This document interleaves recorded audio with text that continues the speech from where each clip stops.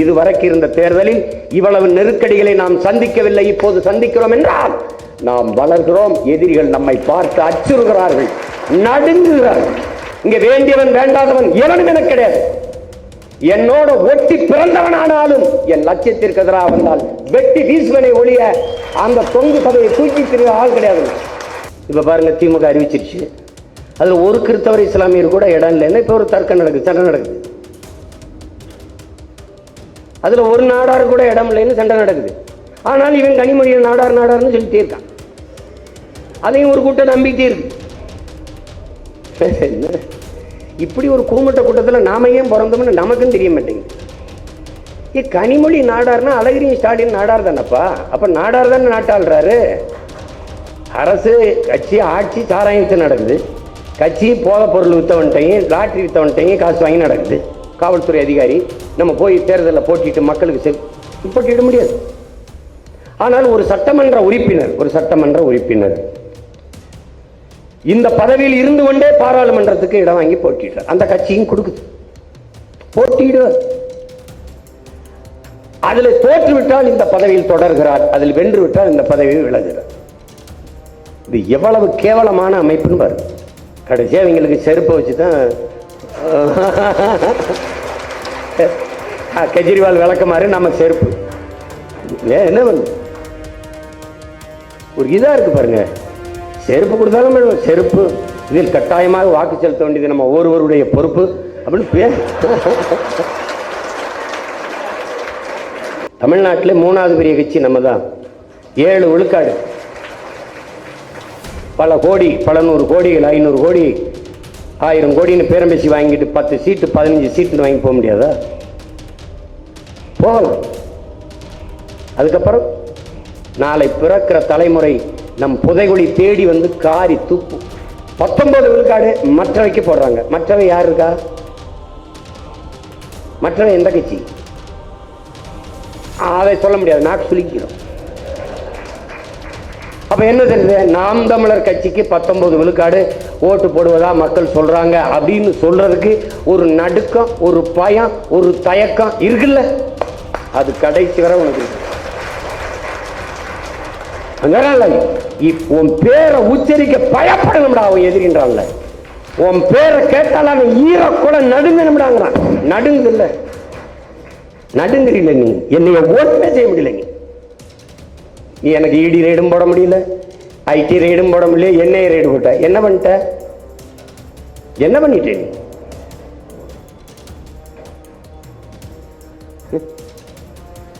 நீ 20 நாள் எங்க ரைட பாரு. நீ களத்துல நான் இறங்கின பிறகு பாரு. நீ பதில் சொல்லி நான் கேட்கிற கேள்விக்கு, நானும் என் பிள்ளைகளும் எழுப்புற கேள்விக்கு பதில் சொல்ல முடியாது. சின்னத்தை கொடுத்துருந்தா இந்நேரம் களத்துல இறங்கி பாதி தொகுதி சுத்தி இருப்பான் சீமா. அதனால நீ எடுத்து வச்சுக்கிட்டு பண்ற. அது ஒன்றும் இல்லை. ஆனால் இங்கே பாருங்க, ஒரு பொட்டலம் கஞ்சா 1000 ரூபாய்க்கு விற்றுக்கிட்டு இருந்துச்சுண்ணே, இப்போ 9000 ரூபாய்ண்ணே. எங்கள் நிலைமை நினச்சி பாருங்க. நாங்களாம் எங்கேயே போவோம்ன்றாங்க. அதுக்கு என்னப்பா செய்யணும்? இதுக்கு ஒரு குரல் கொடுத்துருக்கீங்க. ஆனால் நீ பேசினா தானே பயந்துட்டு குறைப்பாங்க. கஞ்சாவுக்கு இல்லாமடா நான் பேசணும். அவருக்கு நிறைய ஃபேன் ஃபாலோவர்ஸ்லாம் இருக்காங்க. பாலிட்டிக்ஸ்லாம் ஓகே தான், ஆனால் நான் நடிக்கிறது இல்லைன்னு நிப்பாட்டுறேன்னா ரொம்ப கஷ்டமாக இருக்குது அப்படின்னு.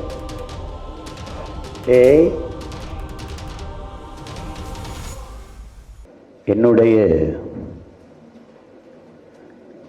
உயிரோடும் உணர்வோடும் கலந்து வாழுகின்ற என் தாய் தமிழ் உறவுகள் அனைவருக்கும் என்னுடைய பேரன்பிற்கும் பெரும் நம்பிக்கைக்கும் உரிய என் உயிர் தங்கைகள் தம்பிகள் அனைவருக்கும் என்னுடைய அன்பும் வணக்கமும்.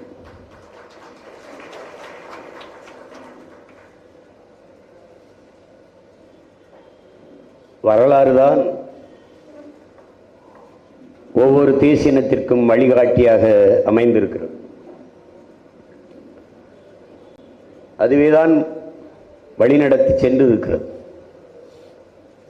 அதனாலேதான் நம்முடைய தலைவர் இயற்கை எனது நண்பன், வாழ்க்கை எனது தத்துவ ஆசிரியன், வரலாறு எனது வழிகாட்டி என்ற முழக்கத்தை முன்வைத்தார்கள். அதைப்போல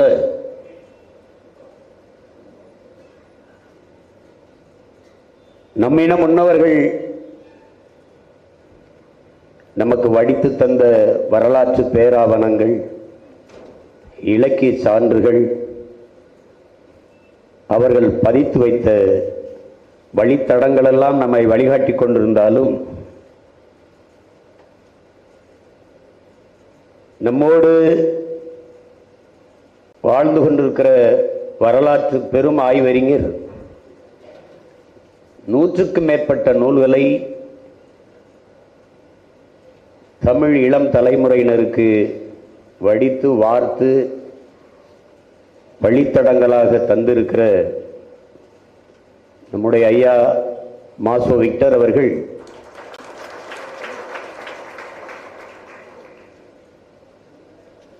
நம்மோடு இணைந்து நமக்கு வழிகாட்ட வந்திருப்பது பெருமையும் மகிழ்ச்சி.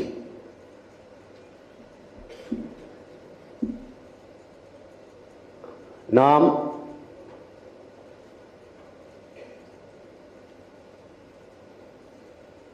உலகில் நீண்ட நெடிய வரலாற்று பெருமை கொண்ட ஒரு தேசியனத்தின் மக்கள். உலகிற்கு அறிவியல், நாகரிகம், கலை, இலக்கியம், பண்பாடு, வேளாண்மை எல்லாவற்றையும் கற்றுக் கொடுத்த ஒரு இனத்தின் பிள்ளைகள். நம்முடைய பெரிய தகப்பனார் நம்மாழ்வார் அவர்கள் உலகிற்கு அறிவை கடன் கொடுத்த ஒரு இனம் உண்டென்றால் அது தமிழ் பேரினம்தான் என்று நம்மிடத்திலே பதிவு செய்திருக்கிறார். அப்படிப்பட்ட ஒரு இனத்தின் மக்கள்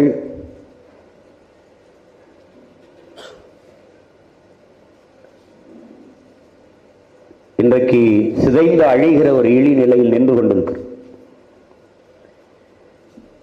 முன்னெப்போதும் நாம் சந்தித்த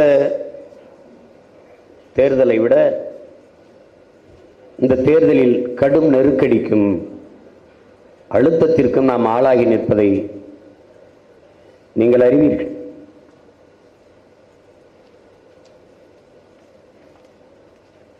அவர்கள் நம்மிடமிருந்து நம் சின்னத்தை எடுக்கலாம், ஆனால் நாம் சுமந்து இருக்கிற எண்ணத்தை ஒருபோதும் எவராலும் எடுக்க முடியாது என்பதை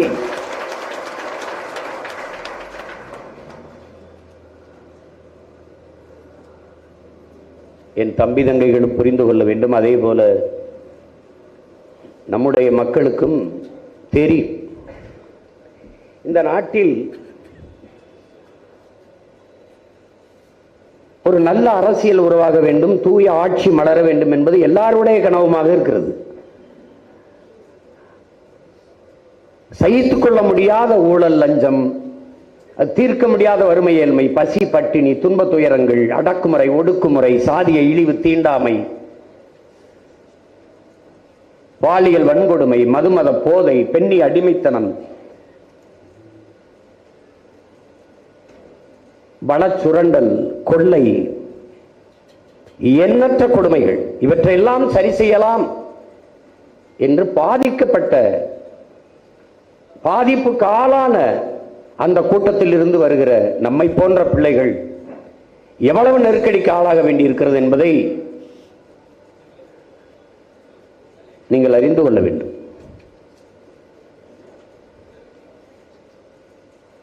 ஜனநாயகம் என்பது வெற்று வார்த்தையாக மாறி நிற்கிறது. நீங்கள் அறிவீர்கள், வெறும் 14 தொகுதி இருக்கிற அசாமில் 3 கட்டமாக தேர்தல் நடக்கிறது. இதை போலவே 40 தொகுதி இருக்கிற பீகாரில் 7 கட்டங்களாக தேர்தல் நடக்கிறது. 42 தொகுதிகள் இருக்கிற மேற்கு வங்கத்தில் 7 கட்டங்களாக தேர்தல். 80 தொகுதிகள் இருக்கிற உத்தரப்பிரதேசத்தில் 7 கட்டங்களாக தேர்தல். அதை போலவே 40 தொகுதி இருக்கிற நமக்கு ஒரே கட்டத்தில் தேர்தல். இங்கே வலிமை உள்ளவன், தினமும் உடற்பயிற்சி கூடத்தில் போய் உடற்பயிற்சி செய்து உடலை வலிமையாக வைத்திருக்கிறவனும், மெலிந்து நலிந்து வலிமையற்று இருக்கிறவனும் ஒரே நேரத்தில் ஓடி வெற்றி கொட்டை தொட வேண்டும் என்றால் இது எப்படிப்பட்ட ஜனநாயகம் என்பதை தமிழ் இளம் தம்பி தங்கைகள் புரிந்து கொள்ளும். சிந்திச்சு பார்க்கணும். எளிய மக்களிலிருந்து எவரும் எழவே முடியாது என்றால் அந்த மக்களுக்கான குரல் எங்கிருந்து வரும்? யார் கொடுப்பார்? இன்று வரை டெல்லியிலே வேளாண்குடி மக்கள் போராடி கொண்டிருக்கிறார். ஒரு நாட்டில் ஒரு விவசாயி வீதிக்கு வந்து விட்டால் அது நாடல்ல, அது சுடுகாடு. வேளாண்மை என்பது தொழிலே அல்ல, அது ஒரு வாழ்வியல், அது ஒரு பண்பாடு, அது ஒரு வாழ்க்கை முறை. இந்த உலகத்தில் எதுவில்லாமலும் உங்களால் வாழ முடியும், ஆனால் நீரும் சோறும் இல்லாமல் வாழ முடியாது. அதை எத்தனையோ பேர் அறிஞர்கள், தலைவர்கள், பெருமக்கள் எல்லாம் போதித்திருக்கிறார்கள். ஆனால் அவர்கள் எல்லாம் விட மிக தெளிவாக கற்பித்தது கண்ணுக்கு தெரியாத நுண்ணுயிரி கொரோனா என்கிற நோய் தொற்று. எல்லாரிடமும் பணம் இருந்தது. எவனும் விலை உயர்ந்த கார்களை வாங்கி மயிலுந்தை வாங்கி வீட்டிலே அடுக்கி வைக்க வேண்டும் என்னவில்லை. எவனும் நகைக்கடையில் போய் நிறைய நகைகளை வாங்கி சேமிக்க வேண்டும் என்று எண்ணவில்லை. துணிக்கடையில் போய் விலை உயர்ந்த பட்டாடைகளை வாங்கி அடுக்க வேண்டும் என்று எண்ணவில்லை. எங்கு மளிகை கடை திறந்திருக்கிறது, எங்கே காய்கறி கடை திறந்திருக்கிறது என்றுதான் தேடிக்கொண்டிருந்தார்கள்.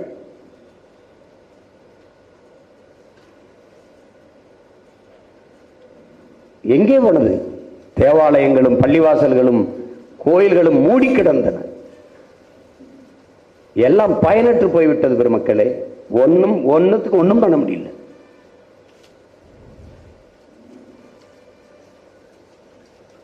இந்த சூழலில்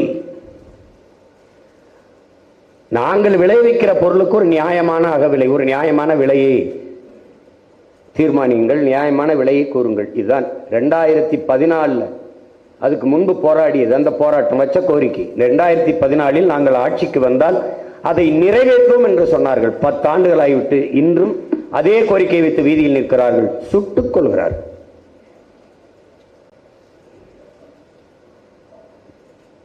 இது மாதிரி ஒரு கொடும்போக்கு உலகத்திலே கிடையாது.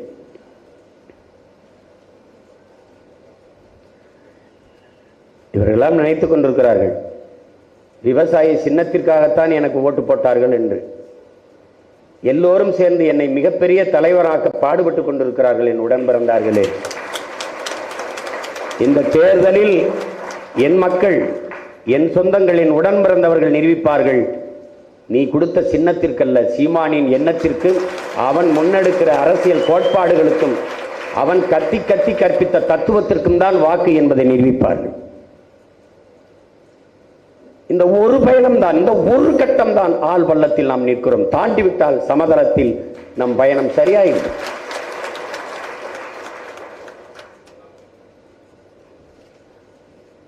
உலகம் முழுமைக்கும் நமக்கு சான்றுகள் கொட்டி கிடக்கிறது. அலைகள் இல்லாத கடலால் நல்ல மாலுமியை உருவாக்க முடியாது. தடைகள் இல்லாத படையில் தளபதிக்கு என்ன வேலை? ஒன்றுமில்லை. நம் கோட்பாடுதான் தடையை நொறுக்கு, படையை பெருக்கு, இனத்தின் விடுதலையை இறுதி இலக்கு.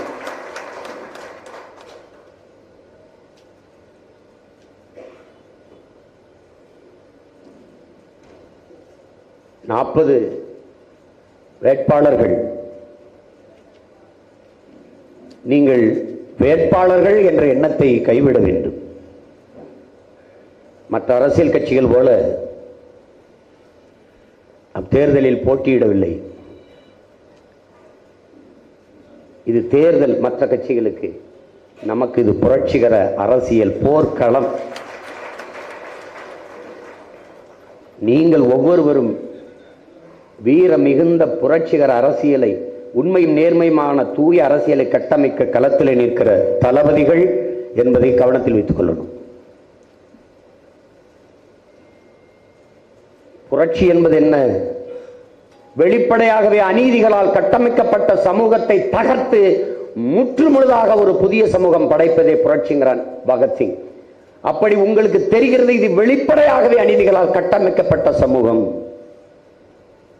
அதை தகர்த்து புரட்சிகர மாறுதலை கொண்டு வர களத்திலே நிற்கிற புரட்சியாளர்கள் நீங்கள் என்பதை கவனத்தில் வைத்துக் கொண்டு களத்தில் நில்லுங்கள். முதலில் உங்களை நம்புங்கள். நீங்கள் ஆகச் சிறந்தவர்கள், அதனாலே உங்களை தேர்வு செய்து வாய்ப்பு தரப்பட்டிருக்கிறது, கொடுக்கப்பட்டிருக்கிறது என்று நீங்கள் நம்புங்கள். இத்தனை கோடி தமிழ் மக்களின் குரலாக தமிழ் தேசிய அரசியல் கட்டமைப்பு கட்ட இருக்கிற கோட்டைக்கு 40 வலுவான தூண்கள் என்பதை நீங்கள் உணருங்கள்.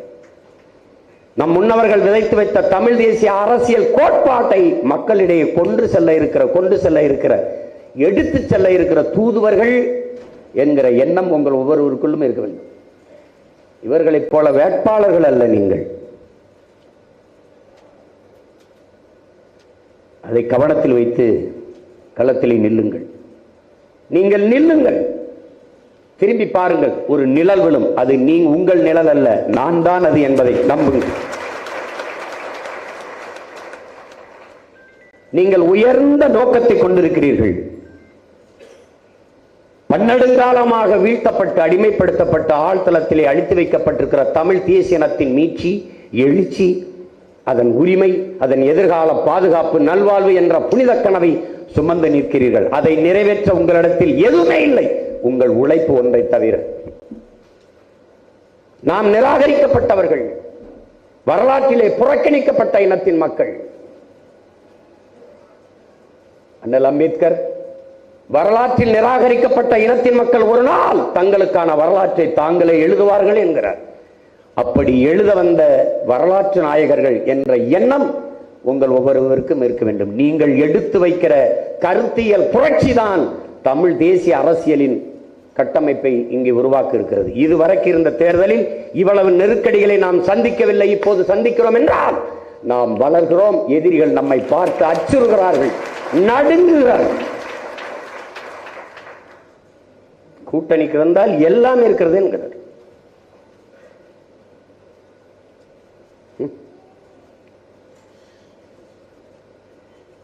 நாம் உருகி கரைந்து ஓடுவதற்கு பனிக்கட்டி அல்ல, புலிக்குட்டிகள் என்பது தெரியாமல் அவர்கள் நம்மோடு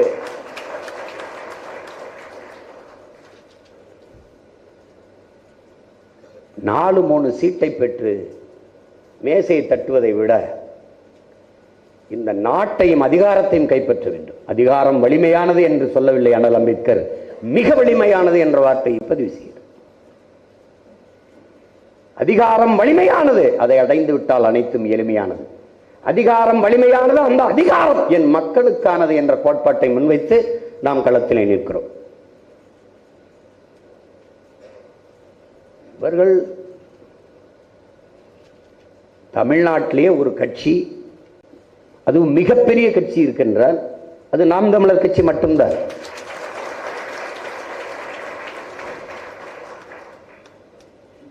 என் அன்பிற்குரிய தங்கை தம்பிகளே, நீங்கள் நன்றாக கவனியுங்கள். 40 தொகுதியிலும் தனிச்சு துணிந்து போட்டியிடுவதற்கு ஒரு கட்சிக்கு கூட துணிவில்லை. ஒரு தலைவன் என்பவன் தன் மண்ணை, தன் மக்களை முழுமையாக நேசிக்க வேண்டும், நம்ப வேண்டும். இல்ல கூட்டம் சேர்த்துக்கிட்டு கூட்டணி சேர்ந்துருச்சு ஜெயிச்சிருவோம் அப்படின்னா அது எப்படி? அப்படி பார்த்தா நம்மை விட வலிமையான கூட்டணி அமைத்தவன் இங்கு இல்லை. நாம மட்டும்தான் 8 கோடி மக்களோடு சேர்ந்து களத்திலே தேர்தலிலே போட்டியிடும்.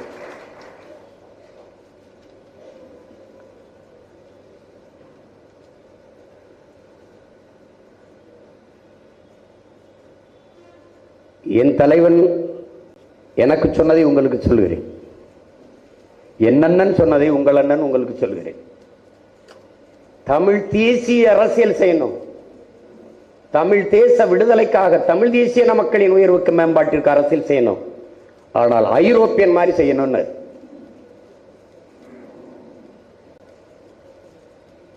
அப்படி செய்யுங்கள். உங்கள் ஆற்றல், உங்கள் திறன் அத்தனையும் பயன்படுத்துங்கள். கட்சியின் பொறுப்பாளர்கள் எல்லாம் நீங்கள் ஒவ்வொருவரும் உங்களை இந்த களத்திலே நிற்கிற வேட்பாளர்கள் என்று கருதி கொண்டு களத்திலே நில்லுங்கள். உங்களுக்கு வாய்ப்பு தரவில்லை, எனக்கு வாய்ப்பு தரவில்லை, அந்த எண்ணத்தை கைவிடுங்கள். நாங்கள் எதற்காக இதை செய்திருக்கிறோம் என்று வென்று முடிக்கும் போதுதான் உங்களுக்கு புரியும். தேடி தேடி ஒவ்வொரு வேட்பாளரையும் தேர்வு செய்ய நாங்கள் பட்டபாடு யாரிடத்திலும் சொல்லி மாளாது. மிக தகுதியானவர்களை, மிக திறமையானவர்களை பொறுக்கி தேர்ந்து எடுத்து நிறுத்தியிருக்கிறது.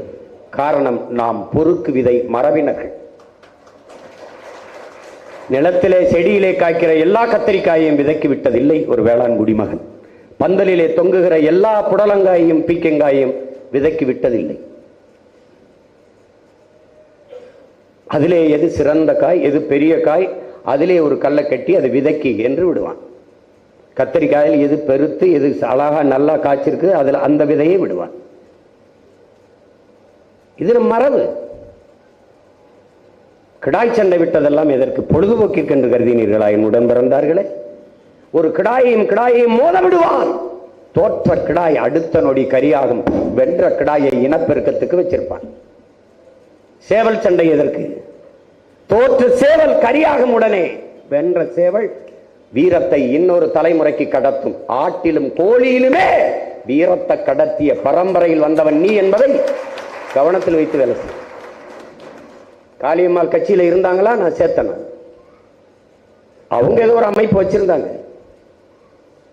நாகப்பட்டினத்தில் நடந்த ஒரு போராட்டத்தில் அப்போ எங்கள் மாமா தலைமையில், சாகுல் மாமா தலைமையில் ஐயா மணியரசன் அங்கெல்லாம் பங்கேற்று அதில் ஒரு மகள் வந்து பேசினார். சிறப்பாக பேசினார். அவர் மீனவர் பாதுகாப்புக்கு ஒரு அமைப்பு வைத்திருந்தார். அப்போ கேட்டேன், இந்த பிரச்சனைகளை நான் மக்களிடத்தை கொண்டு அதற்கு ஒரே ஒரு வாய்ப்பு தான் இருக்கு வான்னு சொல்லி அவள் பிறந்தது நாகப்பட்டினத்தில், ஆனால் வட சென்னையிலே வேட்பாளராக நிறுத்தினார்.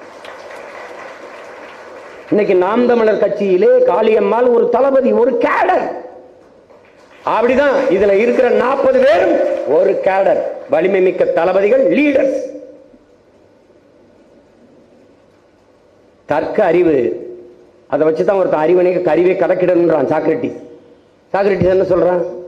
ஒருவன் எழுப்புகிற கேள்விக்கு ஒருவன் சொல்லுகிற பதிலை வைத்து அவன் அறிவன் மதிப்பிட முடியாது. அப்ப என்ன பண்ணும்? ஒருவன் ஒரு கேள்வி எழுப்புகிற போது இன்னொரு கேள்வியவே அதற்கு பதிலாக அவன் அளிக்கிறானோ அவன் தான்டா. அந்த கேள்வியிலே அவனுக்கு பதில் இருக்கணும், ஒரு கேள்வியாக இருக்கணும். அவனுக்கு அந்த தற்கறிவு இருக்கிறவன் தான்டா அறிவாளிங்கிறான். தர்க்க அறிவு இல்லாதவர் சிலரை நிறுத்தீர்களா, சிலரை திரும்ப பெற்றீர்களா? அதுக்கு நான் வருந்துறேன். எனக்கு இது பொழுதுபோக்கு இல்லை, உங்களுக்கு இது சாதாரணமா இருக்கலாம். எனக்கு அது அப்படி இல்லை. எனக்கு அது அப்படி இல்லை. பல ஆயிரம் ஆண்டுகளாக என் இனமுன்னவர்கள் தூக்கி சுமந்து வந்த கனவு, அதை என் தலைவன் சுமந்து நின்றான். அவனுக்கு பின்னே வந்திருக்கிற அவன் பிள்ளை நான் என் தலைவனின் கனவையும் சேர்த்து சுமந்து நிற்கிறேன். இதை நீங்கள் புரிந்து கொள்ள வேண்டும். இங்க வேண்டியவன் வேண்டாதவன் எவனும் எனக்கு கிடையாது. என்னோட ஒட்டி பிறந்தவனானாலும் என் லட்சியத்திற்கு எதிராக வந்தால் வெட்டி வீசுவனை ஒழிய அந்த தொங்கு சபையை தூக்கி திரிய ஆள் கிடையாது. என்னை பெற்ற தாய் தந்தேனே வந்தாலும் என் லட்சியத்துக்கு எதிராக என் எதிரிதான். நீ சீட்டு கொடுக்கல, அங்கே போய் திட்டுறது, இங்க போய் திட்டுறது, கவலைப்படுற ஆளே இல்லையே. ஒண்ணு இது, ஒண்ணு இதுக்கு மதிப்பு இருக்கு. சுழியம் அதுக்கு மதிப்பு இல்லை. ஆனா அந்த 1க்கு 10 இருந்தா 10, 10க்கு இன்னொரு இந்த 10க்கு பக்கத்தில் இன்னொரு முட்டையை போட்டீங்கன்னா அது 100, அதுக்கு பக்கத்தில் போட்டீங்கன்னா 1000, அதுக்கு பக்கத்தில் போட்டா 10,000, அதுக்கு பக்கத்தில் போட்டா லட்சம். இப்படி போயிட்டு இருக்கு. இந்த 1க்கு பக்கத்தில் இந்த சைபர், இந்த சுழியத்தை, இந்த முட்டையை போட்டுக்கொண்டு போக போக போக போக மதிப்பு கூடிக்கொண்டே போகிறது. இந்த சுழிய நினைக்குது, இந்த முட்டை நினைக்குது, கூமுட்டை நினைக்குது. இந்த 1க்கு பக்கத்தில் இப்படி போகும்போது நமக்கு மதிப்பு கூடுது. இந்த முட்டை இந்த 1க்கு இந்த பக்கம் வந்துடணும்னு நினைக்குது. இந்த 1க்கு இந்த பக்கத்தில் புரியுது நினைக்கிறேன். இந்த 1 இருக்குல்ல, இந்த 1க்கு இந்த பக்கத்தில் இருக்கிற போது மதிப்பு கூடுது. இந்த பக்கத்தில் வரும்போது அது முட்டையா தான் இருக்கு, அது சுழியமா தான் இருக்கு.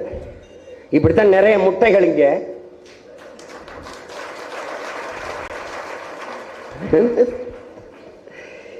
என் மனைவிக்கு சீட்டு கொடுத்தா 4 காசு சம்பாதிச்சுக்கிறவன்னு என்கிட்டே பேசுனா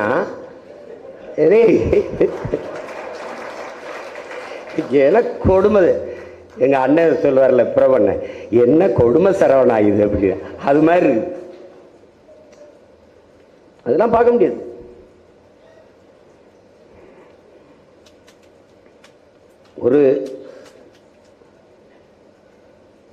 ஒரு ஆசிரியர் எதுக்கு பாடுபடுவார்? நல்ல மாணவர்களை, அறிவார்ந்த பிள்ளைகளை உருவாக்கத்தான் பாடுபடுவார்.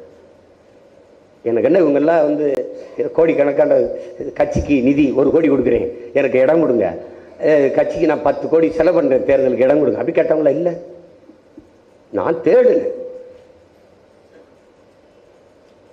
யாரை நிறுத்தினா சரியா இருக்கணும், சமூக பிரதிநிதித்துவம் இருக்கணும்.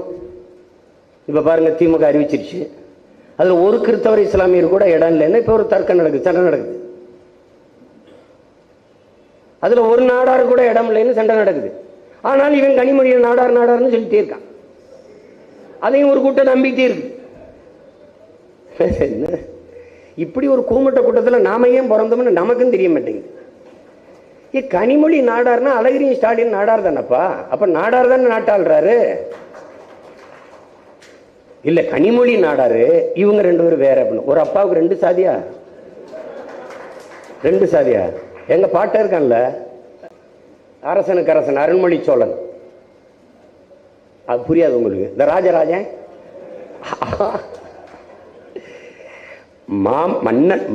மாமன்னன் இருக்கணும், அரசனுக்கு அரசன் இருக்கணும், பேரரசன் இருக்கணும். அததான் ராஜராஜன் வச்சுட்டான் சமஸ்கிருதத்தில். அவனுக்கு ஒரு சோரட்டி அடிக்கிறாங்க பாருங்களேன். ராஜராஜ சோழ உடையார், பக்கத்துல ராஜராஜ சோழ தேவேந்திரர், அதுக்கு பக்கத்துல ராஜராஜ சோழ வன்னியர், அதுக்கு பக்கத்துல ஒரு சோரட்டி ராஜராஜ சோழ தேவர், அதுக்கு பக்கத்துல ஒரு 6 தான் பெரிய சோரட்டி அரசனுக்கு அரசன் அருண்மொழி சோழன் தமிழ் பெரும் பாட்டன் அப்படின்னு ஒரு சோரட்டி. நான் நினைச்சேன், அவர் இல்லைங்கிறதுனால இத்தனை சாதியாடா அவருக்கு. அதான் எங்க தாத்தா தெய்வ திருமகன் முத்துராமலிங்க சொல்றாருல, டேய் நல்லவனை சாதி பயன்படுத்திக்கிறோம், கெட்டவன் சாதியை பயன்படுத்திக்கிறான். நல்லவனா இருந்தாலும் வச்சுக்க எங்காலு அப்படிமா, கெட்டவன் நான் யாரு தெரியுமில்ல, நாங்கெல்லாம் அதுதான் அதான் கதை. அது அவன் நல்லவன், அதனால எங்காலு எல்லாருக்கும். அது என் அன்பிற்குரிய பிள்ளைகளுக்கு நான் ஒண்ணுதான் சொல்லுவேன். நீங்க வந்து இந்த 20 நாள் தான், 20 நாள் முழு ஈடுபாட்டோட உழைங்க. ஒன்றும் இல்லை, இது உங்களுக்கு ஒரு தேர்வு, ஒரு தேர்வு, அந்த தேர்வு தான் பரிசு. நீங்க என்ன செய்யணும்? கன்னியாகுமரி நிற்கிறீங்களா, கடலூர்ல நிற்கிறீங்களா, தஞ்சாவூர் நிற்கிறீங்களா, மயிலாடுதுறையா, இல்லை தென் சென்னையா, வட சென்னையா, இல்லை தூத்துக்குடியா, விழுப்புரமா, எந்த தொகுதியில் நிற்கிறீங்களோ அந்த தொகுதியில் நம் மக்கள் அனுபவிக்கிற துன்ப துயரங்கள், அந்த தொகுதியில் இருக்கிற சிக்கல் பிரச்சனைகள், அது உங்க சிந்தையில நிறைஞ்சிருக்கணும். அதுக்கான தீர்வு. இந்த பிரச்சனைக்கு என்ன தீர்வு? நீங்கள் எழுப்ப வேண்டிய கேள்வி, இத்தனை ஆண்டுகள் புதிதாக இந்த கட்சி எதுவும் தேர்தலில் நிக்கல, புதிதாக வென்றியவர்களும் பதவிக்கு போறதில்லை, பல முறை அதிகாரத்தில் இருந்திருக்காங்க. 10 ஆண்டு காலம் ஐயா மன்மோகன் சிங் அவர்கள், 10 ஆண்டு காலம் ஐயா நரேந்திர மோடி அவர்கள் நம் வாழ்நாளில் சரிபாதியை சாப்பிட்டிருக்கிறார்கள். 20 ஆண்டுகள் இந்த நாடு அரை அங்குலம் முன்னேறியது, வளர்ந்தது, வறுமை ஒழிந்தது, ஏழ்மை ஒழிந்தது, வேலை வாய்ப்பு ஏதாவது ஒன்று, ஏதாவது ஒன்றுமே.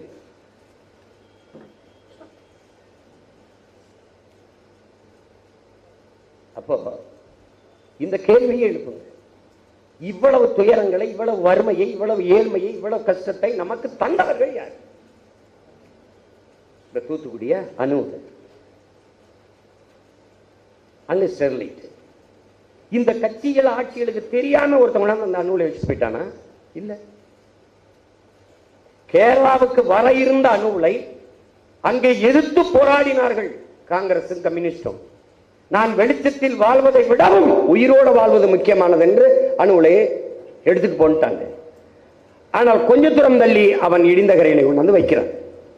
எந்த கம்யூனிஸ்ட், எந்த காங்கிரஸ் கேரளாவில் கூடாது என்று எதிர்த்ததோ அதே காங்கிரசும் கம்யூனிஸ்டும் அணுகுலையை இங்க வைக்க வேண்டும் என்று நம்ம எதிர்த்து போராடி. அப்படின்னா இந்த கேள்விகளை நம்ம மக்கள்கிட்ட எழுப்பணும். எல்லை தாண்டி வருகிறார்கள் மீனவர்கள், அதனால் பிடிக்கிறார்கள். எல்லை தாண்டி கேரள மீனவர்கள் வருகிறார்களா இல்லை? ஏன் ஒரு மீனவர் கூட சிறைபிடிக்கப்படுவதில்லை? ஏன் அவன் படகு பறிக்கப்படுவதில்லை, வலை விரிக்கப்படுவதில்லை? ஏன் அந்த மீனவன் சுட்டுக் கொல்லப்படுவதில்லை? இந்த கேள்விகளை எழுப்பி நம் மக்களை நீங்கள் சிந்திக்க தூண்ட வேண்டும். நீங்கள் காற்றை சுவாசிக்கிறீர்கள், கந்தக துகள்களை சுவாசிக்கிறீர்கள். நீங்கள் நீரை அருந்துகிறீர்கள், நஞ்சை குடிக்கிறீர்கள். நீங்கள் உண்ணும் உணவெல்லாம் விஷம், நஞ்சு. 100 மரண செய்தி கேட்டால் என் உடன் பிறந்தார்களே 90 பேர் புற்றுநோய். எப்படி வருது? எங்கிருந்து வருது? பல் ஈர்களுக்குள் புற்று அப்படின்னா பேஸ்ட் நஞ்சா இருக்கு. காதுக்குள் புற்று அப்படின்னா தாயின் மார்பிலை புற்று. 3 வயது குழந்தைக்கு புற்று. 3 வயது குழந்தை என்ன உணவு தின்றிருக்கும்? சாராயம் குடிச்சிருக்குமா?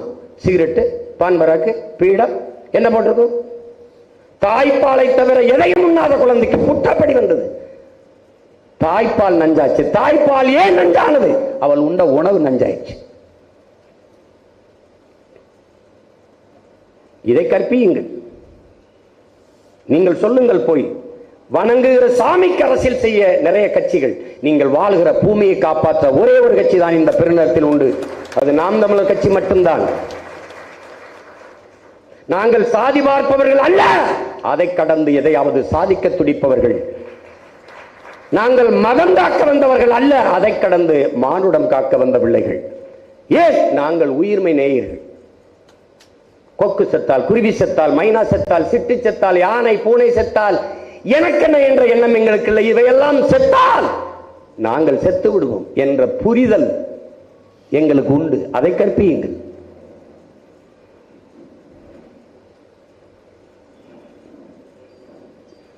அதை எடுத்துக்கொண்டு போய் மக்களிடத்திலே கருத்தியல் புரட்சியின் மூலம் வெல்ல போராடுங்கள். நம்மிடத்திலே காசு இல்லை, ஆகச் சிறந்த கருத்தியல் இருக்கிறது.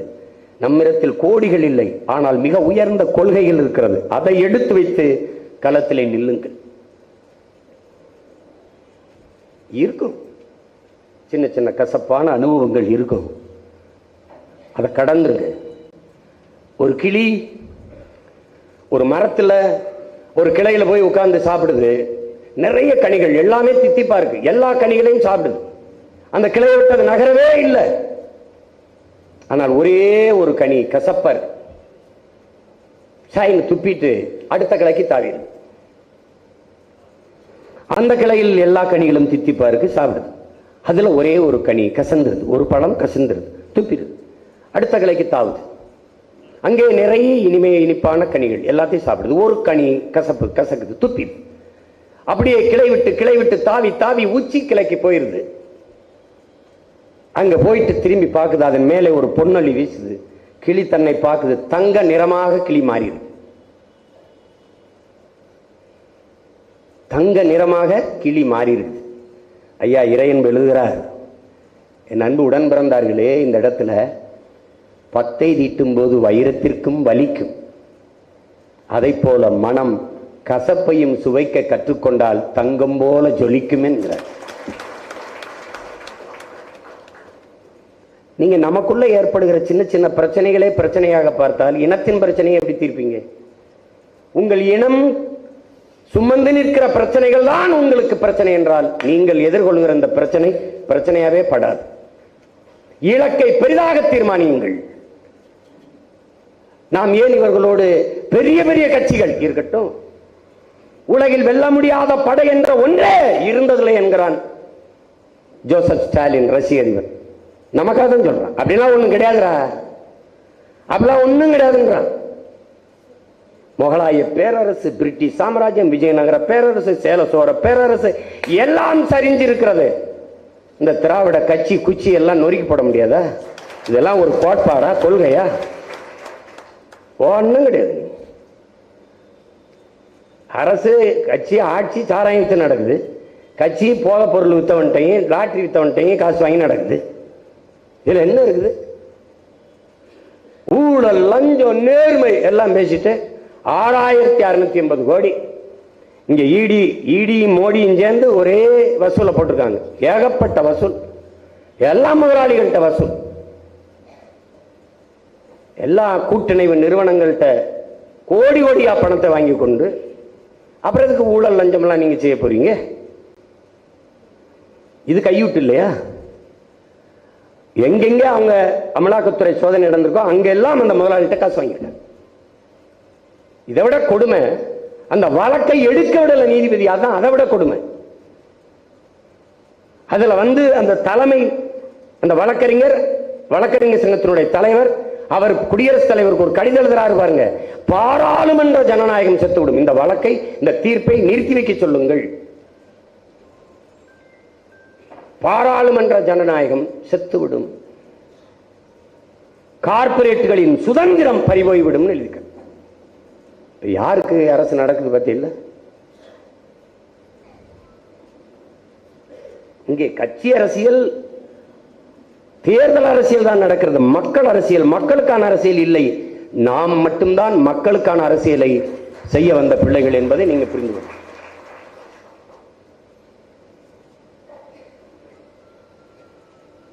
நம்பிக்கையோடு களத்தில் நில்லுங்க. அச்சம் தவிருங்க. முதல்ல அச்சத்தை கைவிடு, இல்லை லட்சியத்தை கைவிடுங்கிற தலைவர். பயப்படாதீங்க,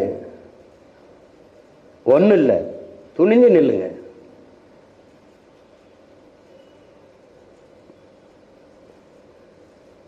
ஒரு அரசன் ஒரு பேரறிவிப்பு செய்யறான்.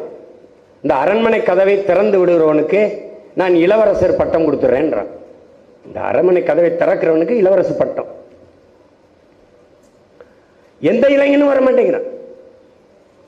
அவர் அடுத்ததுல என்ன சொல்லிடுறாருன்னா, அது திறக்க முடியல கை ரெண்டையும் வெட்டிடுவேன். திறக்கணும், தள்ளி திறக்கணும். உன்னால திறக்க முடியல கை ரெண்டையும் வெட்டிடுவேன். அவனு ஒருத்தர் வர மாட்டான். எதுக்குடா போய் திறக்க போயிட்டு கை ரெண்டையும் வெட்டிட்டான்னா என்னன்னு. அதுல ஒரு இளைஞன் நான் திறக்கிறேன்னு வர்றான். சரி, எல்லாம் பயங்க. ஏய் என்னப்பா திறக்க முடியல கையை வெட்டிடுவாங்கப்பா. போட்டும், கைதானே போகுது, உயிர் போகல. இல்ல, நம்பிக்கையோட போய் கதவை திறக்கிறான். ஒண்ணுமே செய்யல, இப்படி தள்ளா திறந்துச்சு. காரணம் என்ன? எது ஒன்றையும் இழக்க தயாராக இல்லாதவன் பிரிதொன்றை அடைய முடியாது. இங்க துணிவு தான் முக்கியம். நீங்க சந்திரன்ல கால் வச்சது ஆம்சாங் படிக்கிறீங்க. ஆனா உண்மையிலேயே இறங்கி இருக்க வேண்டியவன் யூரி ககாரின் தான். அவனைத்தான் பயிற்சி கொடுத்து தயாரிக்குது. அவன் பெரிய கப்பற்பட வீரர். அவன் தயாரிக்கிறாங்க, பயங்கரமா தயாரிச்சு அவன் தான் இறங்குவான். சந்திர மண்டலத்தில் இறங்குவான், சந்திரன்ல இறங்குவான், நிலவிலே கால் வைப்பான்னு கீழர்கள் எல்லாம் கவனிச்சு பார்த்துக்கிட்டு இருக்கான். என் உடன் பிறந்தார்களே, இது உண்மையா பொய்யான்னு இல்லை, ஆனால் நமக்காக சொல்லப்பட்ட கதை என்றாலுமே நீங்க இது உள்வாங்கிக்கிறீங்க. இந்த போயிடுச்சு. யூரி ககாரின் தான் இறங்க போறான் நிலவுல. எல்லாம் எதிர்பார்த்துட்டு இருக்கான். பக்கத்துல ஆம்ஸ்டாங் கூட துணைக்கு போனவர் தான் ஆம்ஸ்டாங். இவன் போய் அங்க போய் சேர்ந்த பிறகு ஜம்ப் அப்படின்னு கீழே இருந்து உத்தரவு வருது. அந்த ஒரு நொடி, அந்த நொடி யூரி ககாரின் தயங்கிறான், ஆம்ஸ்டாங் குதிச்சிடறான்.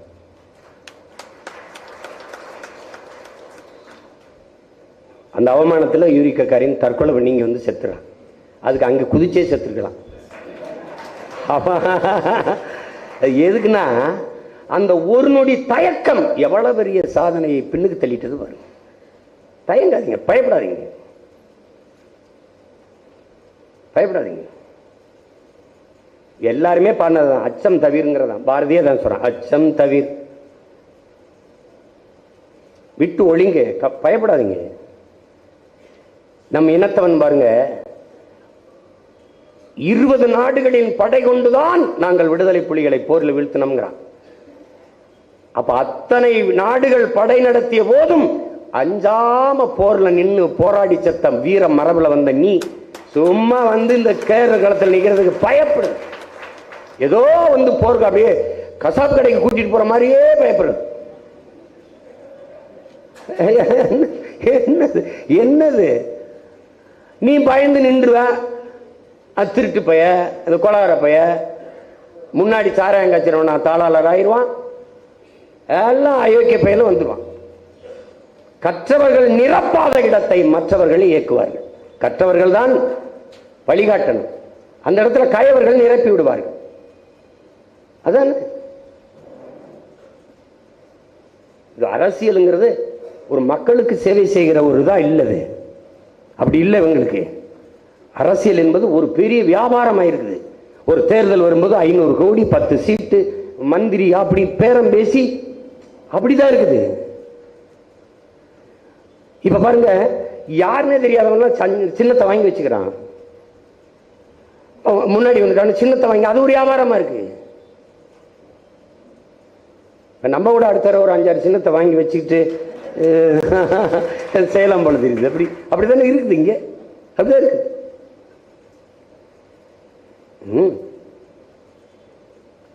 உற்சாகமா வேலை செய்யுங்க. 20 நாள் தான். 20 நாள் ஒரு தேர்வுக்கு நீங்க தயாராகி தேர்வு எழுதுறது போல எழுதுங்க. உங்க பகுதி, உங்க தொகுதியில மக்கள் சந்திக்கிற பிரச்சனைகளை மக்களுக்கு எடுத்து பேசுங்க. இந்த பிரச்சனைகளை தந்தது யார் என்று கேளுங்க. 39 உறுப்பினர்களை கொடுத்தீர்கள் கடந்த 5 ஆண்டுகளில். அவர்கள் உங்களுக்கான குரலாக ஒலித்தது எவை? உங்களுக்கான பிரச்சனைகளை பேசியது எது? உங்களுக்கு இருந்த பிரச்சனைகளை தீர்த்தது எது? 10 ஆண்டுகளில் இவர்கள் செய்யாத நல்லதை பிஜேபி, 10 ஆண்டுகளில் செய்யாத காங்கிரஸ் செய்யாத நல்லதை அடுத்து வருகிற 5 ஆண்டுகளில் செய்வார்கள் என்று எப்படி நம்புகிறீர்கள்?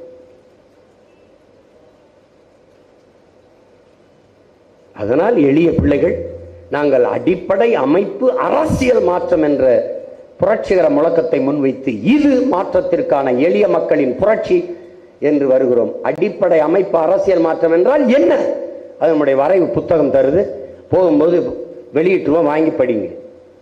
உங்களுக்கு தெரியும், நானே நேர பல மேடைகளில் பேசியிருக்கேன். இப்போ ஒரு சின்ன உதாரணம் சார். இப்போ அரசு பணியில் இருக்கிற ஒரு மருத்துவர் இந்த தேர்தலில் போட்டியிட முடியாது.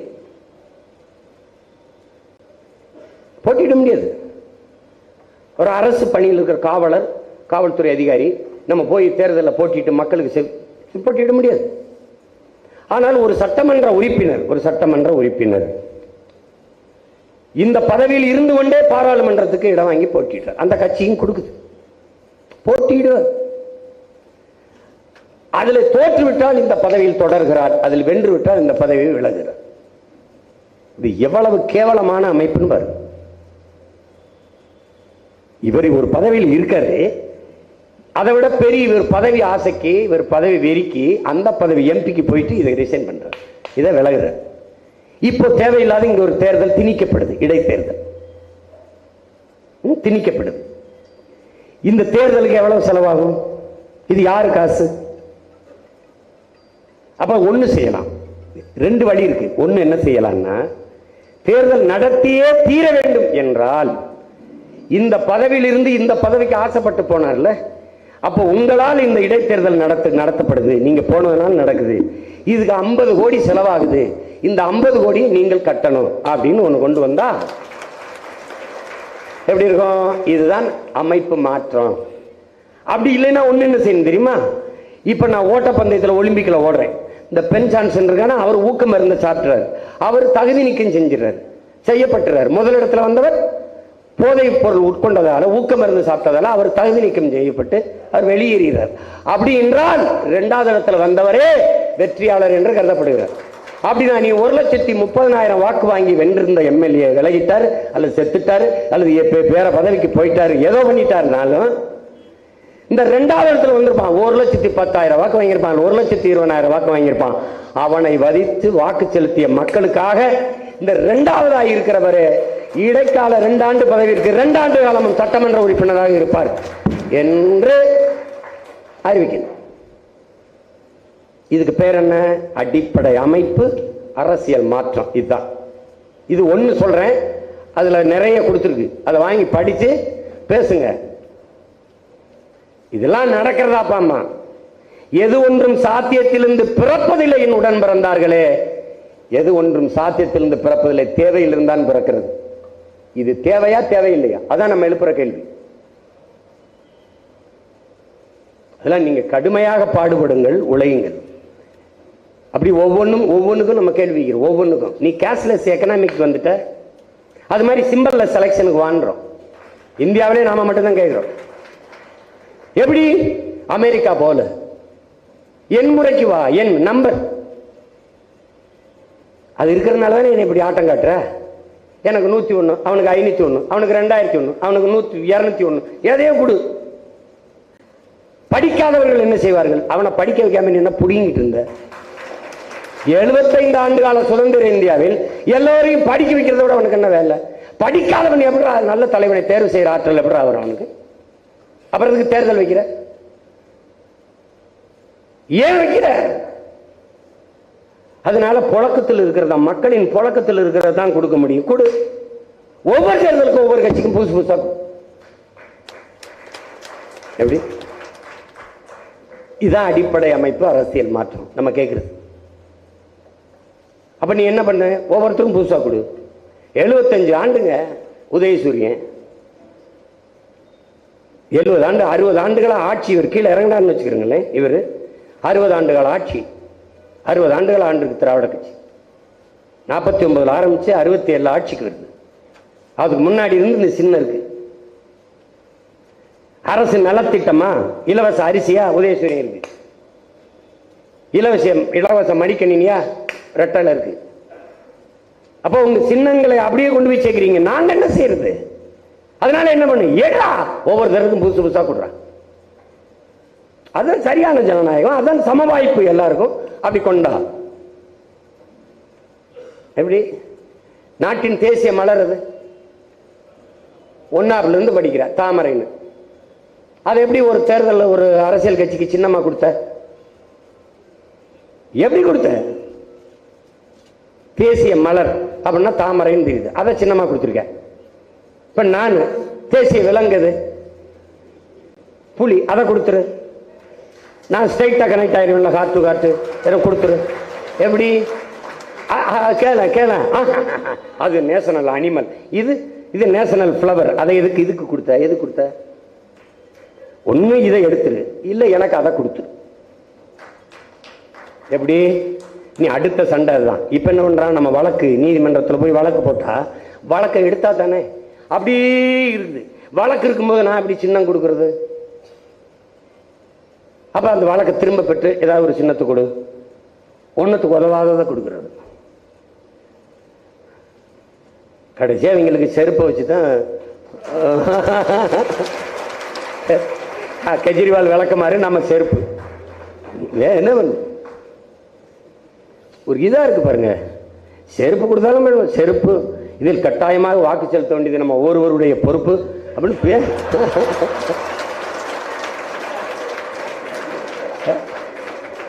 ஐயா கருணாநிதி அவர்கள், உங்கள் கால் செருப்பாக இருந்து கடமையாற்றத்தானே உங்கள் கட்டளையை எதிர்பார்க்கிறேன். அவர் குரல்ல இருக்கு, அதே போட்டு ஓட்டு கட்ட வேண்டியதான். பூரா நமக்கு தான் வேலை செய்யறாங்க. தம்பி அண்ணாமலை என் மண் என் மக்கள், அதை பீகார்ல இருந்து சொன்னா இந்திய மண் இந்திய மக்கள், என் நாட்டில் இருந்து சொன்னா என் அரசியல் தாப்பா, அது தமிழ் தேசியம் தான். தமிழர் உரிமை மீட்போம், தமிழ்நாட்டை காப்போம். ஐயா எடப்பாடி அவர் எனக்கு தான் ஓட்டு கேட்கிறாரு, இவரையும் எனக்கு தான் ஓட்டு கேட்கிறாரு. எல்லாருமே சேர்ந்து நம்ம கட்சி வெற்றிக்கு பாடுபடுறாங்க. அதெல்லாம் யோசிக்காம துணிஞ்சு வேலை செய்யுங்க, கவலைப்படாம வேலை செய்யுங்க.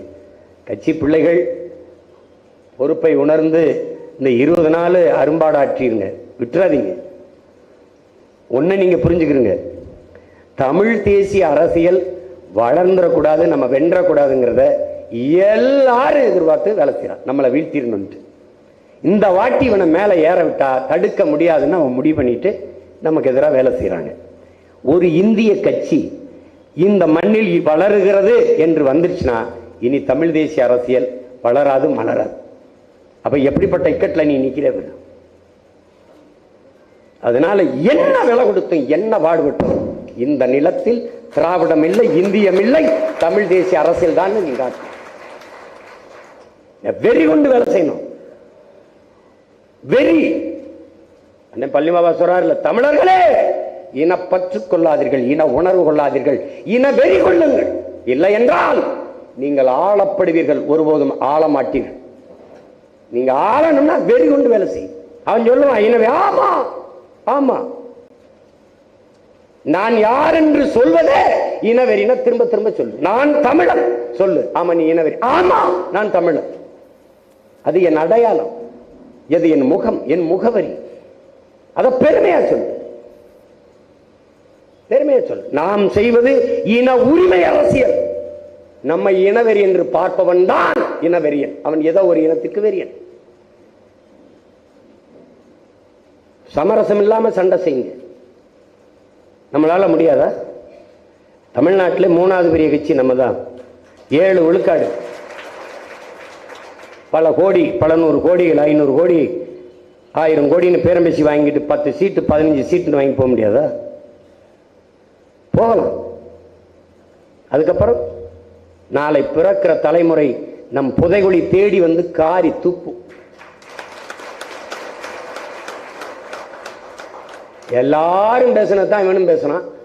இந்த பண்ணியும் போய் பீதின்றுச்சும்பா.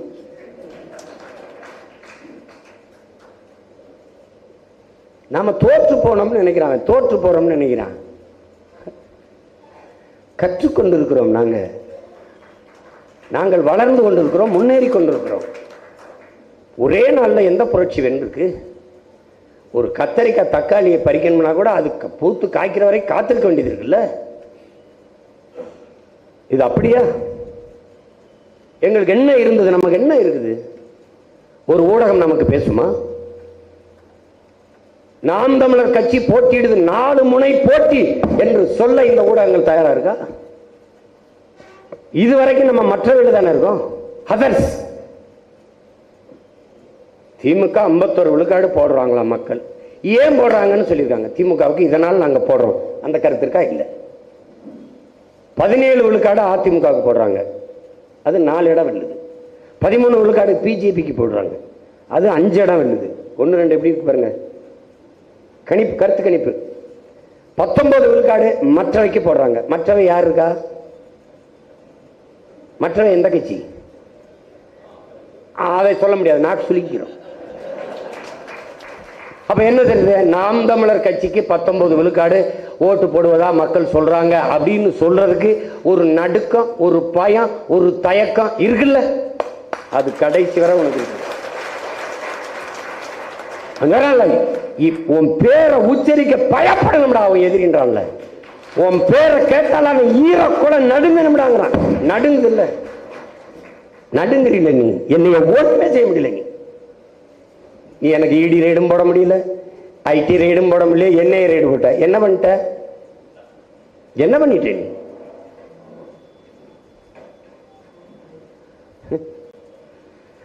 இருபது நாள் எங்க ரைட பாரு. நீ களத்துல நான் இறங்கின பிறகு பாரு. நீ பதில் சொல்லி நான் கேட்கிற கேள்விக்கு, நானும் என் பிள்ளைகளும் எழுப்புற கேள்விக்கு பதில் சொல்ல முடியாது. ஆட்டத்தை எங்க பக்கம் திருப்பல. நீ பார்த்தே 3 கட்சி கூட்டணி, ஒரே ஒரு கட்சி தனித்த பேரணி. நான் மட்டும்தான் தனிச்சு நிற்கிறேன். இந்த துணிவு, இந்த நேர்மை, இந்த ஆண்மை, இந்த வீரம் தமிழர் நிலத்துல பிரபாகரன் பிள்ளையை தவிர எவனு விடாது.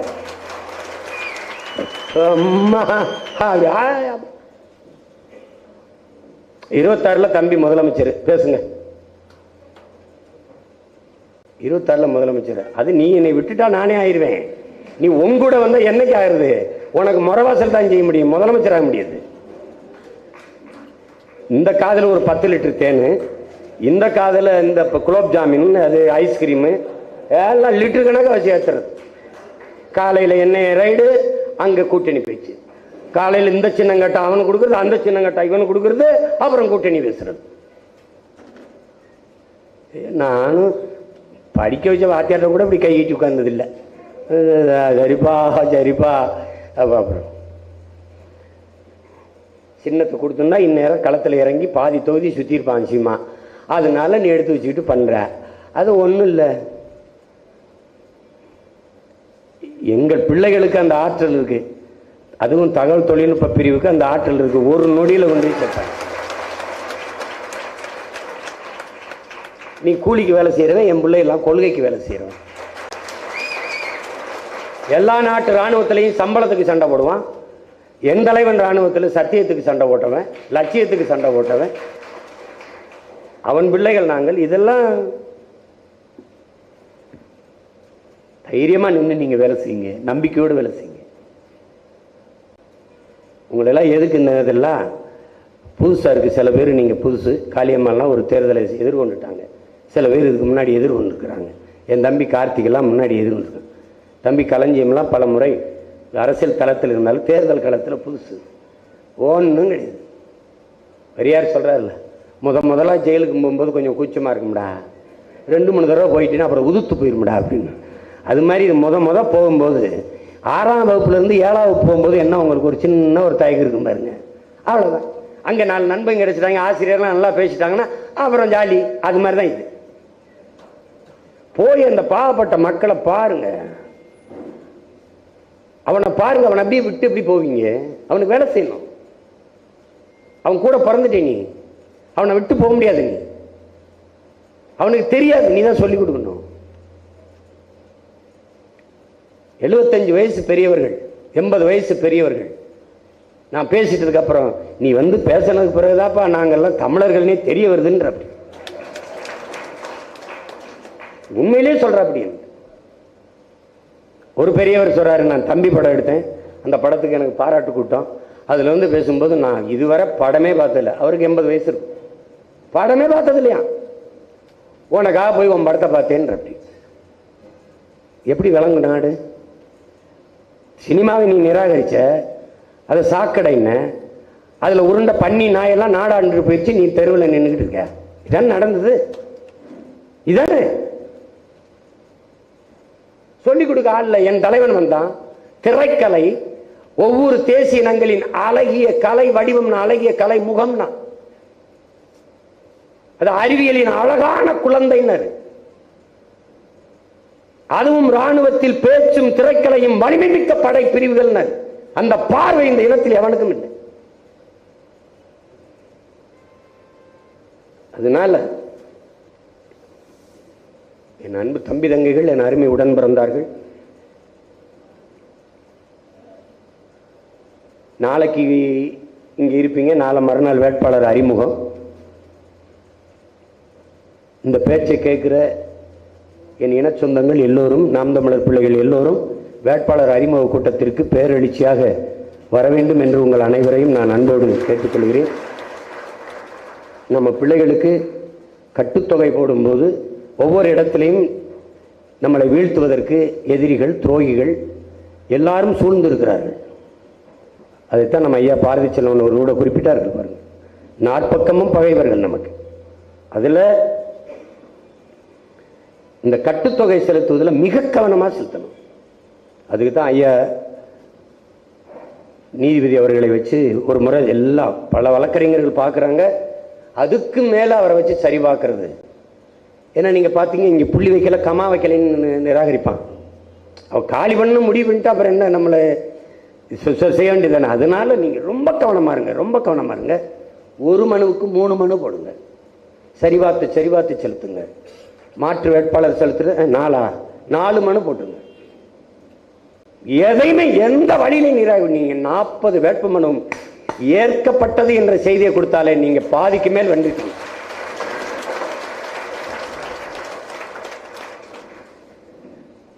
நம்ம சின்ன எண்ணம்ங்கிறது என்னங்கிறத நீங்கள், நாம் தமிழர் பிள்ளைகள் களத்தில் நிற்க போற நீங்கள் எதிர்பார்ப்பதை விட நமக்கு வாக்கு செலுத்த இருக்கிற மக்கள் எதிர்பார்ப்பது என்னதான் அவன் சின்னம். இப்ப தெரியுதா நீங்க எவ்வளவு பெரிய ஆளுன்னு? உங்களோட அவன் சண்டை போட முடியல, ஒரு ஆளை சமாளிக்க முடியல. 4 துணியில 4 பெட்டியில் 4 துணியை வச்சுட்டு போனேன். என்னை கைது பண்ணி நீ திருப்பி அனுப்புனான். பயம். பாஸ்போர்ட்டை பரிசு வச்சுக்கிட்டு தரமாட்டேங்கிறான்.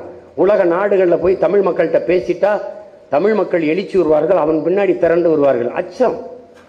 இதுக்கெல்லாம் நான் காரணம் இல்லை, இவர்தான், அவர்தான், அவர்தான்.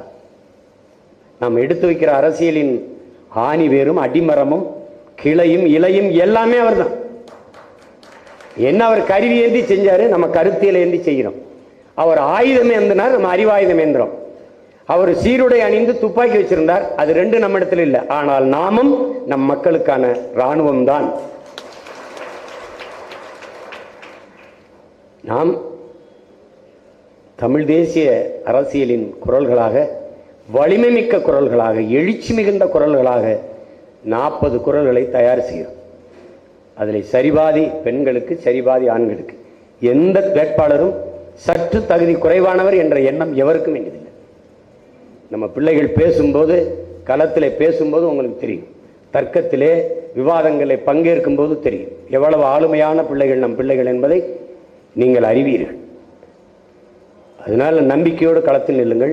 பொறுப்பாளர்கள் அறிவிச்சிருக்கு, ஒவ்வொரு இடத்துலையும் ஒவ்வொரு தொகுதிக்கும் 30 பேர் 40 பேர் தேர்தல் பணிக்குழு என்று வாங்கியிருக்கு. முதன்மை பொறுப்பாளர்கள் வாங்கியிருக்கு. ஒரு தொகுதிக்கு மாநிலத்தில் இருந்து ஒரு பொறுப்பாளர் போடப்பட்டிருக்கு. அதை நீங்கள் மேலிட பார்வையாளர்கள் அப்படின்னு மற்ற கட்சிகள் சொல்லுது, நாம தலைமை நிலைய பொறுப்பாளர் அப்படின்னு போட்டுருக்கு. அவர்கிட்ட முறையிடுங்க, எதா இருந்தாலும் கடத்துங்க. தேவையற்ற செய்திகளை பகிராதீங்க. ஒரு குழு இருக்கா, அந்த குழுவில் உங்கள் சின்னம், உங்கள் வேட்பாளர் படம், அண்ணன் எடுத்து வைக்கிற தத்துவங்கள், முன்வைக்கிற முழக்கங்கள், எந்த தெருவு எங்கே வேலை நடக்குது, எங்கே போகுது, எந்த தெருவில் வாக்கு சேகரித்தீர்கள், இதை தான் பகிரணும். நல்ல செய்திகளை மட்டும்தான் பகிரணும். அங்கே போய் சண்டை பிடிச்சிக்கூடாது, சண்டை பிடிச்சிடக்கூடாது. அண்ணன் சொன்ன பச்சை மட்டை இதுவரை உங்களுக்கு இல்லை, இதுவரை உங்களுக்கு இல்லை. ஆனால் உங்களுக்கு பயன்படுத்துகிற நிலைக்கு அண்ணனை தள்ளிடாதீங்க. அப்புறம் அந்த அந்த ஆஃபீஸ் ரூமுக்குள்ளே போங்க கதை தான். பார்த்துக்க, ஒழுங்காக வேலை செஞ்சிடும். வென்றுட்டு அண்ணன்ட்ட வா. செய்யலைன்னா செத்து மடி கிடையாது, செய்யலைன்னா சாகடிச்சிரு. வென்று வென்று எனக்கு பயிற்சி கொடுத்தேன். எப்படி நம்ம பயிற்சி கொடுத்தான்? வெற்றி கோட்டை தொட்டுட்டு செத்து போன செத்து நீ. அப்ப இந்த கடைசி உயிர் துணி வரை ஒன்றாக திரட்டி போராடி. அதை தவிர உனக்கு வழி கிடையாது. ஹிட்லர் என்ன சொல்றான்? அவன் நல்லவன் கெட்டவன் அதெல்லாம் நீ ஏற்றி இருக்காத. அவன் சொன்னதை பாரு. நீ ஒரு பழத்தை சாறு பிடிக்கிறான்னா அப்படியே போடுறியா? தோலை நீக்கிற, விதையை எடுக்கிற, சின்ன சின்ன நரம்பு நார்களை எல்லாம் பிச்சு போட்டு மறுபடியும் தான் நான் கசக்கிற. அது மாதிரி அவனை புரட்டி பாரு. அவன் சொன்னது பாரு. அவன் சொல்றான்ல, பயப்படாதான்றான்ல.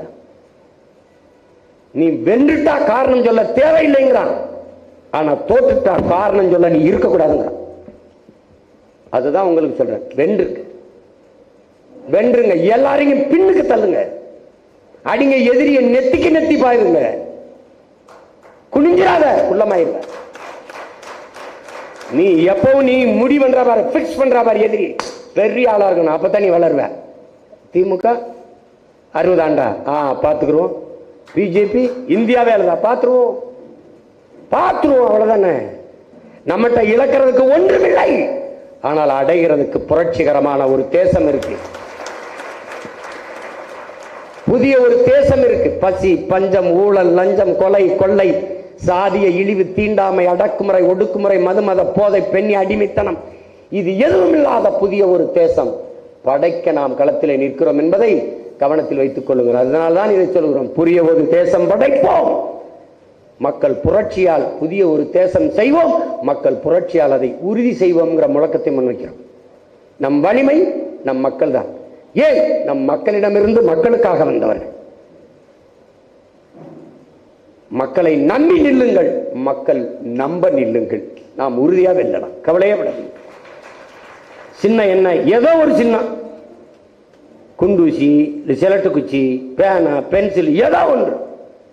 சின்ன முக்கியம் அல்ல, நம் எண்ணத்தை கடத்துங்க. மக்கள் நமக்கு வாக்குத்தர அநியமாக இருப்பார்கள். இது மறுபடியும் மறுபடியும் ஆள் மனதில் பதிவு பண்ணுங்கள். இது புரட்சிகர போர்க்களம். இதில் நாம் வென்றே ஆக வேண்டும். ஏன்னா தமிழ் தேசிய அரசியல் அவ்வளவுதான், அது வளராது.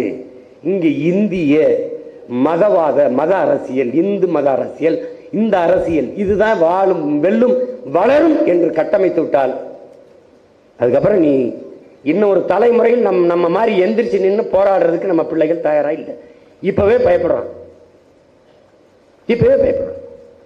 தமிழ் எழுத படிக்க தெரியாத பல தலைமுறை உருவாயிடுச்சு. அது எப்படி வரும்?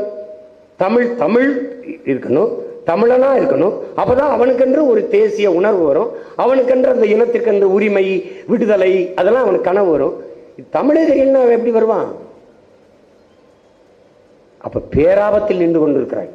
இது கடைசி நொடி, விட்டுறாத. கவனமா நின்று சண்டை செய். அண்ணன் கூட இருக்கேன், உனக்கு தளர்ச்சி வருதா, பயம் வருதா? நம் மாவீரர்களின் அந்த ஈகத்தை எடுத்து போட்டுப்பாரு, அந்த காட்சி போர் காட்சியில போட்டுப்பாரு. அல்லது செத்து கதர்னான்ல, அதை ஒரு தடவை பாரு, அதை ஒரு தடவை பாரு. தீ குளிச்சு செத்தான்ல தம்பி முத்துக்குமார், ரவு, தங்கை செங்கொடி, தம்பி விக்னேஷ், இதெல்லாம் ஒரு தடவை போட்டுப்பாரு. உயிரையே கொடுத்தவனுக்கு முன்பு நீ ஒண்ணு இல்ல, ஒரு உணர்வைத்தான் கொடுத்து ஒன்னா நிக்கிற. நில்லு, தைரியமா நில்லுங்க, துணிஞ்சு நில்லுங்க. என் அன்பிற்குரிய பிள்ளைகளே, கூட்டத்தோடு நிற்பதற்கு எவனுக்கும் துணிவு தேவையில்லை, தனித்து நிற்பதற்குத்தான் துணிவும் மாபெரும் வீரமும் தேவைப்படுது.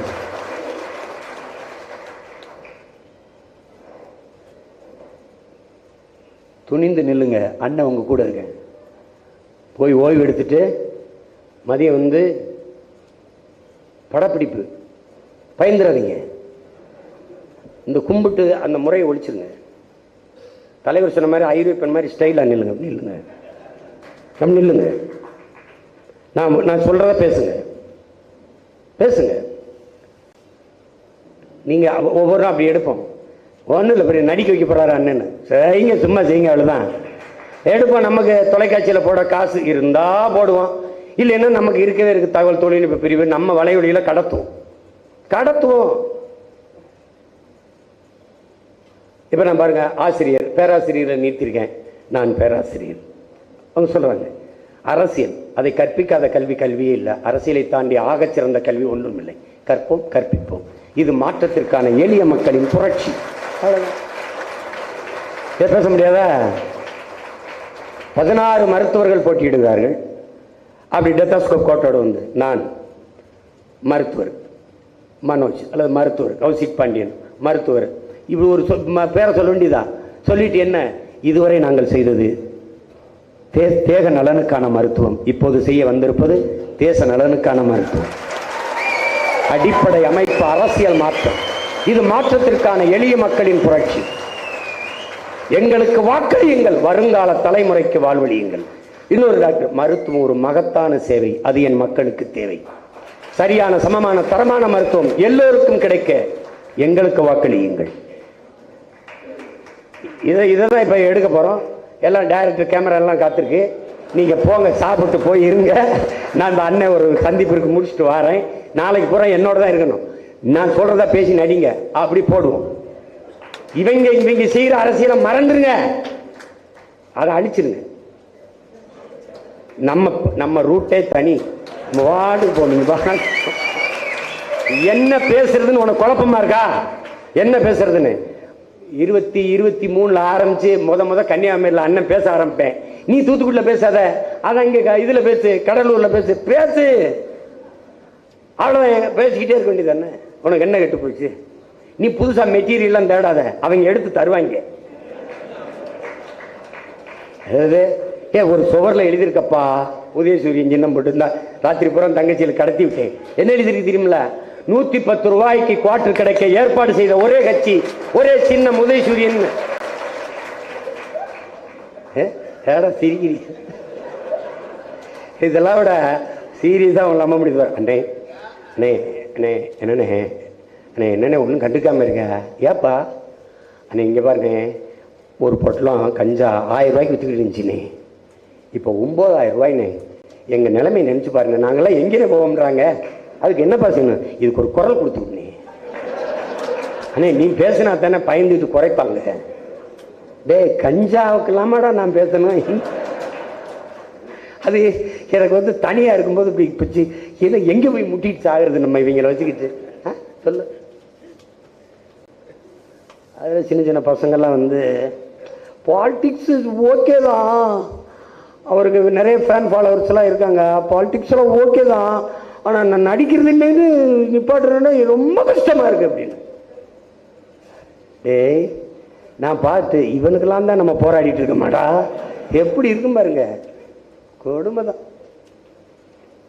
வாங்க ஆசிரியர்கள் எல்லாம் பொறியாளர்கள் எல்லாம் வாங்க. பொறியாளர்கள் கட்டடம் கட்டுவது போல, அழகான மாளிகை கட்டுவது போல நல்ல சமூகத்தை கட்டமைப்பதும் பொறியாளர் பணிதான். போடு அதெல்லாம் வாங்க, எல்லாம் சொல்ல நடிச்சுட்டு போங்க. தொலை தூரத்தில் இருக்கிறவங்களுக்கு இன்னைக்கு எடுத்துருவோம், பக்கத்தில் இருக்கிற பிள்ளைகளுக்குன்னா நாளைக்கு எடுத்துருவோம். முழு நாள் எடுத்து வச்சு போட்டு பரப்பி விடுறோம். என்னடா இவங்க வேற மாதிரி ஏதோ செய்கிறாங்க. கும்பிட்டு போட்டு ஒட்டாத, கும்பிட்டு போடாத, ஸ்டைலா நில்லு, அப்படி நில்லு. உனக்கு வேலை செய்ய நான் வந்து கும்பிட்டு இருக்கணுமா? உண்டியில் செஞ்சு வச்சுக்க. தலைவர் படம் மட்டும் போட்டுறாத. அப்பா படம், நம்ம பாட்டன் வள்ளுவர் படம், அவன் பொருள் அது சொல்றாங்க, பொருள் இல்லாருக்கு இல்லை உலகம்ன்றான். அதை முதல்ல போட்டு கீழே இந்த வருமானம் காக்கும் இனமானம்னு போட்டு அண்ணன் கும்பிட்டு நிற்கிற மாதிரி ஒரு இது இருக்கும், அதை போட்டு அது நீ குண்டியில் உங்களுக்கு குறைஞ்சது 1 லட்சம் 2 லட்சம் 50,000 போடுவான். ஆட ஒருவேளை சாப்பாடு செலவுக்கு வச்சுக்கலாம்ல, விட்டுறாத, கையேந்து. ஏன்னா நீ அவனுக்கானவன். உனக்கு வலிமை வளமை எல்லாம் அவன் தான். நிதியும் அவன் தான், நீதியும் அவன் தான். அவன்கிட்ட நில்லு, வழியே. அன்னை தெரசாவை பின்பற்று. எச்சியை துப்படா ஒருத்தன், இது எனக்கு போதும், அங்க நிறைய பேர் பசியோடு இருக்காங்க, கொடுங்கன்னாங்கல்ல, அது மாதிரி தந்தால் நன்றி சொல்லு, தரலைனா ரொம்ப ரொம்ப நன்றின்னு சொல்லு. சொல்லு, அதை செய், விட்டுறது. தைரியமா போராடுங்க. நான் வேலை செய்யுங்கன்னு சொல்ல மாட்டேன், போராடுங்க. இது கடுமைதான், போராடுங்க. போர்க்குணமற்ற உயிரினங்கள் உலகில் பரிதாபகரமானவை, பாவப்பட்டவைங்கிறான். போராடும் போதுதான் வாழ்வின் இருத்தலை உறுதி செய்கிறது. போராட்டமே வாழ்வின் இருத்தலை உறுதி செய்துங்கிறான் மார்க்சியம் கார்கி. போராடும் போதுதான் மனிதனே பிறக்கிறான். தாயின் வயிற்றிலிருந்து நீ எளிதா வந்துடல, போராடிதான் வந்திருக்க. போராடு. செய்வரா சொல்றான்ல, நீ போராட தயங்குகிறாய். ஒவ்வொரு நாளும் விதை பூமியோடு போராடித்தான் முளைக்கிறதுங்கிறான். போராடு.